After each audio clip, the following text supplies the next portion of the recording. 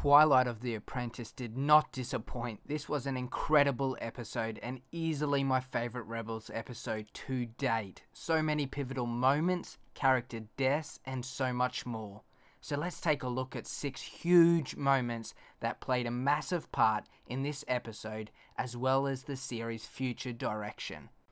Let's start off with Maul's introduction into Star Wars Rebels. We have seen plenty of teaser footage from this episode about Maul, so we know his motivations and his hate for the Sith. We see Maul start off as a softly spoken, wise older figure and transform into the Maul we know, devious and heartless in his pursuit of vengeance against all who have wronged him. Maul pushes Ezra to use the darkness inside of him. He tells Ezra in order to gain entrance to the Sith Temple, they must lift 2 stones, and it will take 2 people, no more, no less, for that is the way of the Sith. This was a great nod to Darth Bane, and one I appreciated a lot. He tells Ezra to use his emotions and his anger to break the chains that limit him.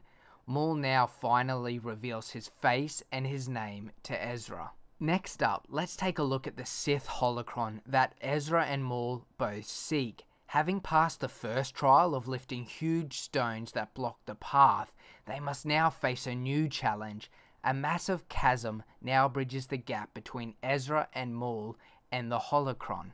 Using Ezra's idea of force pushing him over the gap, since it's something we have seen recently between Kanan and Ezra used to great effect, he is able to make it to the Holocron and take possession of it. With the Sith Temple activating, Ezra with Maul's help jumps back, and only with Maul's help is he able to make it to the edge. Maul, who now has Ezra's life in his hands, pulls him up and grabs hold of both his hand and the Holocron. In a very tense and surprising moment, Maul pulls them both to safety. The Holocron and its secrets have been teased to us for so long now, we finally will learn of its use. Later it is shown that the Holocron is in fact activating the temple, which can be used as a weapon. This part is pure speculation on my behalf, but the voice we hear speaks, "Knowledge is power." Is this Darth Traya? I really hope so, and the last shot we see is Ezra in possession of the Holocron, so there is great potential moving forward. Let's move forward to the third huge moment in this episode, which is the team up of Maul with the Rebels. We see an amazing shot of Maul and Ezra opening the doorway to see the Inquisitors facing off against Kanan and Ahsoka. After an intense battle, the Inquisitors wisely retreat after proving to be easily outclassed and maneuvered by Maul. Ahsoka immediately recognizes Maul, and Maul even comments 2 Jedi and a part-timer. That was classic. Maul manages to persuade them to join forces in order to defeat Vader. Ezra talking to Kanan comments that Maul sees what I could be, you do not. Ezra has clearly already placed great trust in Maul. Moving forward now to the death of not 1, not 2, but all 3 Inquisitors at the hands of Maul. After the group splits up in 2, we have Maul and Ezra meet the 7th sister, who is easily beaten by Maul. He is able to, without any effort, force choke her in the middle of combat.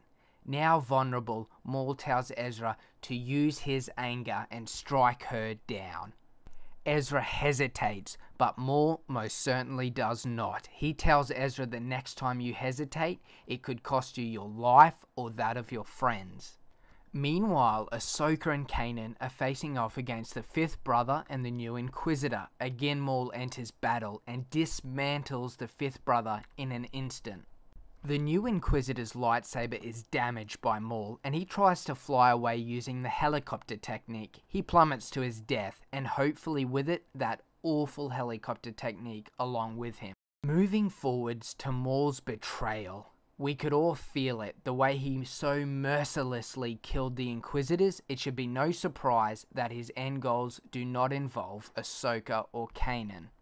He proclaims that Ezra is his new apprentice and strikes Kanan in a flash, and it costs Kanan quite possibly his eyesight. He baits Ahsoka on by asking, "Is she running away again?" referring to her past in the Clone Wars. Kanan steps up, knowing he must do whatever he can to keep Ezra safe from Maul's influence. He uses a reverse grip with his lightsaber and tosses Maul off the side of the Sith Temple, which was pretty surprising to me.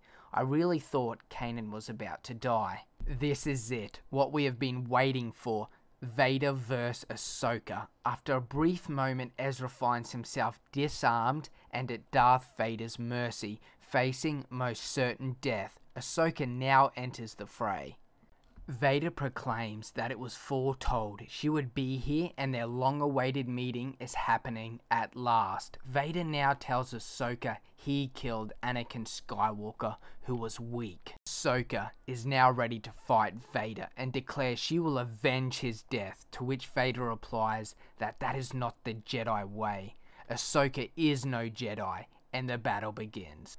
This fight was intense, and Ahsoka really impressed me in how well she was able to fight off against Vader, and even press the attack herself, rather than purely defend against Vader's blows. Certainly, a very emotional fight to anyone who has watched The Clone Wars.